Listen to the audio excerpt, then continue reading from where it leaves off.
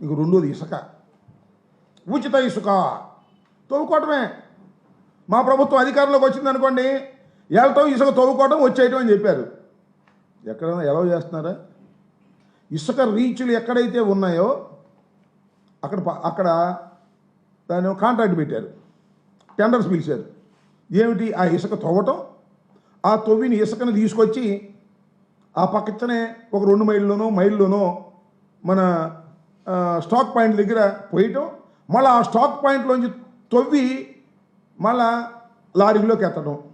దీనికి కాంట్రాక్టర్లు కావాలి. వేసారు కాంట్రాక్టర్లు. ఎవరండి కాంట్రాక్టర్లు?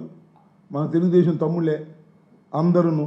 ఎవడు కాంట్రాక్ట్లో వేయడానికి వీల్లేదు, అప్లికేషన్ పెట్టడానికి వీల్లేదని దబాయించి మొత్తం తెలుగుదేశం తమ్ముళ్ళు తీసుకున్నారు. ఇవి చూసుకో, దోచుకోవటమే. ఎంత రేటు చెబితే అంతే. తవ్వినందుకు పోసినందుకు వాళ్ళు పెట్టిన రేటు వేరు, వీళ్ళు వసూలు చేసే రేటు వేరు. ఇవాళ చౌకగా దొరుకుతుందా ఇసుక?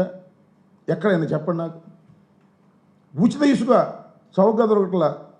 వైఎస్ఆర్ కాంగ్రెస్ పార్టీలో ఉన్నటువంటి రేటు కన్నా కూడా ఎక్కువగా ఇసుక దొరికేటటువంటి పరిస్థితి, రేటుకు దొరికే పరిస్థితి వాళ్ళ రాష్ట్రంలో ఉంది అంటే ఇది దోపిడీ కాక ఏంటి అని అంటున్నా. చంద్రబాబు నాయుడు గారి పరిపాలన వచ్చిన తర్వాత ఇసుకలో దోపిడీ.